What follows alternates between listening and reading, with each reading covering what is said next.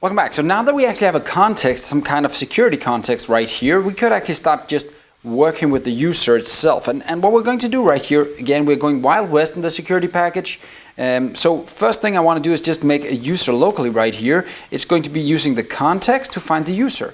And the way we're going to do is we're going to say, look at the login user database and look for the first or default version you're finding of the current user that has the following information. First of all, I want to be sure if he has the password that I'm looking for. So I'll say equals the user in the database's password. That's the first thing I want to match.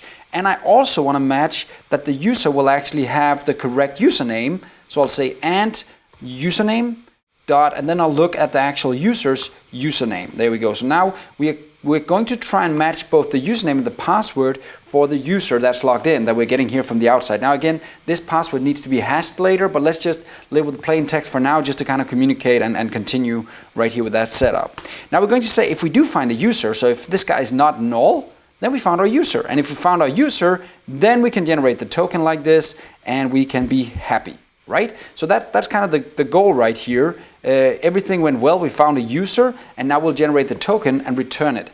If that's not the case, we'll do something else. We will return a new token right here, new JWT token.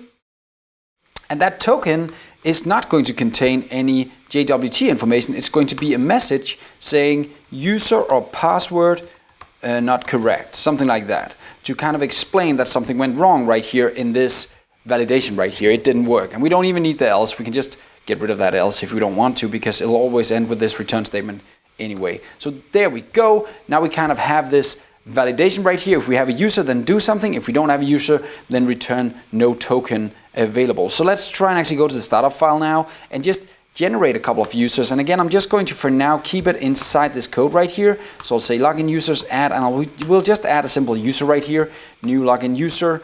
There we go, and there we go. Now notice I'm writing a lot of code right here now, just Wild West style, and you'll quickly see that that's kind of annoying. So again, we'll have to go back and refactor later in our code just to make this prettier. But my password could be 123456, whoops, 6, and the username could be LUL like this.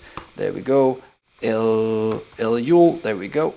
And now we have that available in our system, and we'll just do a save changes right here. So now we actually have a real user inside our actual database right here when we're on development. Let's try and run the code and just see if it works. We'll just rerun our development setup right here to see if we can actually get up and running.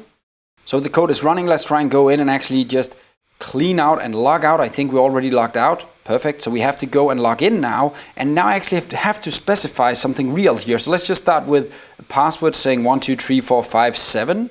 I'll execute. This is the wrong password, by the way. But I get back now user or password is not correct. Instead of getting an actual token right here, if I put in the right password, however, like this, and I execute, now I should actually find the right password, and that means I get a token back. So now we actually have a step where we can start authorizing again with something that looks a little bit more real. We're getting places, right? I'll authorize, and now I should actually be able to execute and get into my backend again and get my actual properties or products in this case. So that's working perfectly fine. Now we have another step completed where we can actually now start working with actual users. Now there's still a problem because we don't hash our password right here, and that's kind of a fail, but still we are getting further and further into actually building our application right here. Now we also have a way to kind of work with, in the security service, work with actually validating if there is actually a user or not. Now this should probably go into a user service, so I'm going to do that off video, and then I'm going to kind of come back here and make a small user service that can take care of some of this work for us. But that's it for this lesson. Now you know how we can actually do validation of a user through an actual database using a new context we just built, and that should be the way that we're going to work with security in the future. So see you next time. Bye.